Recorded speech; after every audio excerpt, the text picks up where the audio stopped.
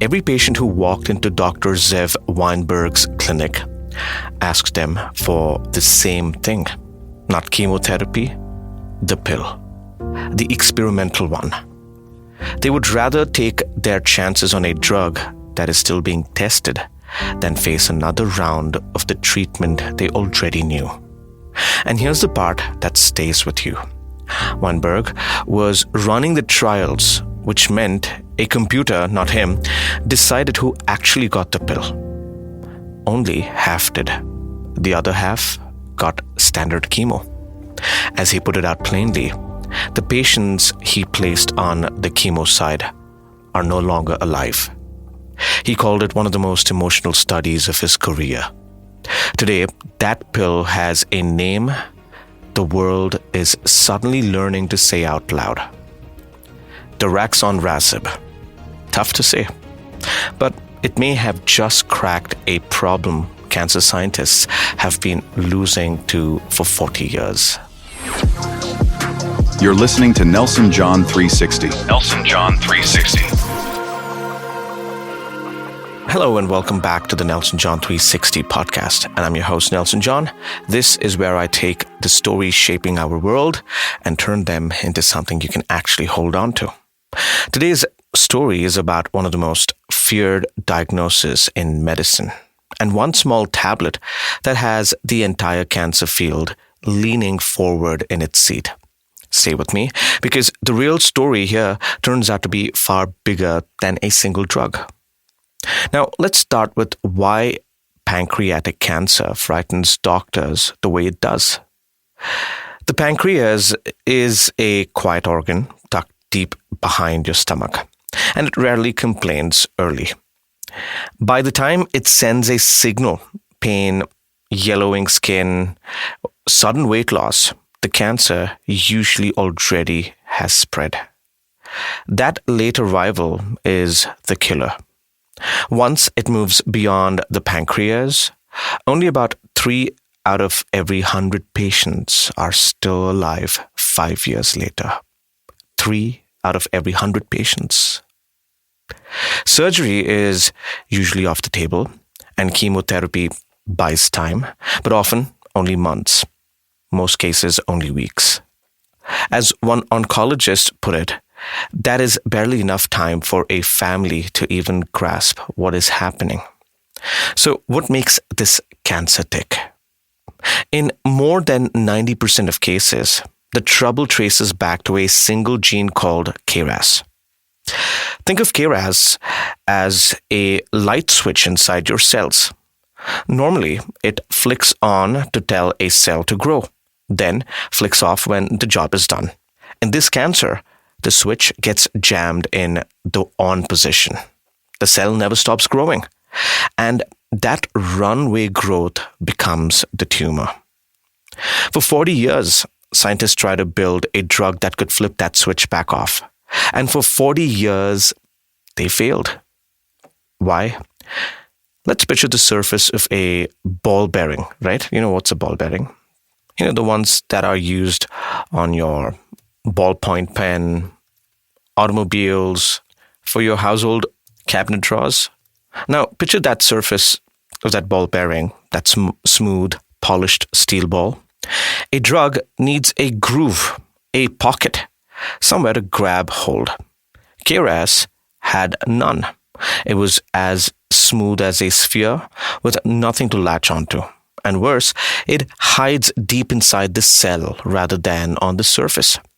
The protein became so notorious that researchers gave it a nickname. They called it undruggable.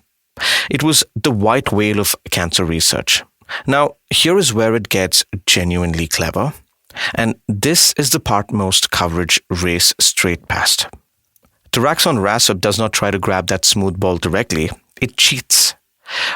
What I mean is, inside every cell, there is a common, abundant protein called cyclophilin A, basically an innocent bystander. The drug grabs that bystander first. The two of them, now tucked together, then clamps down onto KRAS. One researcher described it as the drug and its partner giving KRAS a bear hug, and called it an embrace of death. the growth signal goes silent. That sideways thinking is the whole breakthrough here. And the numbers? In a trial of 500 patients with advanced disease, all of whom had already tried other treatments, the results landed at a major medical conference in Chicago to several rounds of applause. Patients on daraxonrasib lived a median of just over 13 months. Patients on standard chemo lived under 7. That is roughly double. Now, you might think an extra 6 months? Well, it might not sound dramatic, said quickly, but in a disease measured in weeks, the doctors called it a drastic improvement. And if it was not only about length of life, but quality, the drug was far gentler on the body than chemo. Only about 1% of patients stopped taking it because of side effects, compared with 11% on chemo. According to reports, Debbie Orcutt, a 71-year-old, diagnosed at stage 4 with the cancer already in her liver. After she started the pill, the spot on her liver vanished and her main tumor shrank by 80%. In her words, "I feel great every day." Her only side effects were a mild rash and a mouth sore. As she put it, "We're talking life or death here, so how can I complain about a little rash?" But let me promise you no overselling. So let's be honest about what this is not. It's not a cure. The researchers are almost insistent on this. One said, and I'm keeping close to his words, "We have not cured pancreatic cancer, and I cannot emphasize that enough. Given time, the tumor learns to grow around the drug.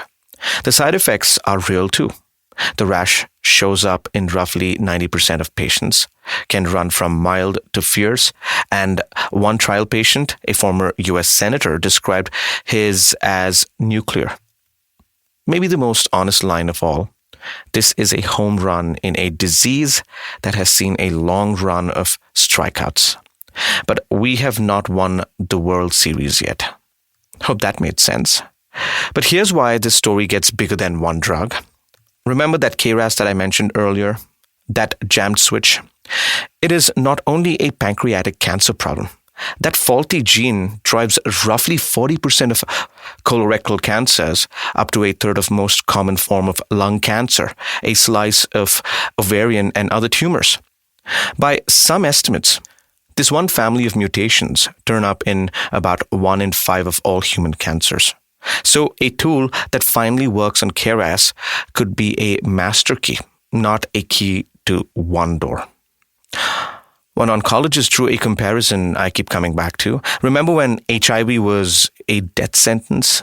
What changed was not one miracle drug, but scientists learning the virus and then hitting it from several directions at once, until a fatal disease becomes something people live with for decades. She hopes pancreatic cancer can follow that same arc, and daraxonrasib is just the first place. The company behind it already has 3 more drugs in this family in testing, and one doctor puts it, the floodgates are open. Now, the part that rarely makes the headline, and that matters most for many of us listening.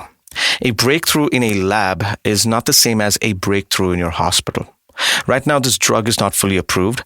Regulators have only allowed limited emergency-styled access for the sickest patients with no other option.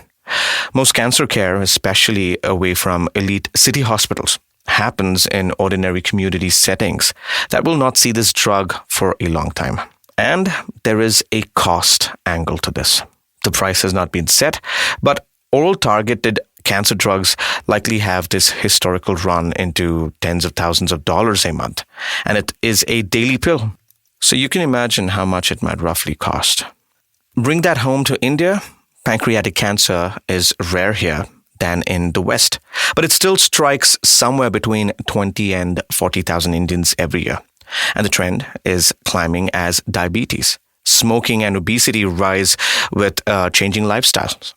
Our survival numbers are just as grim, in the single digits over 5 years. A drug priced for the American system is, for now, simply out of reach for most Indian families.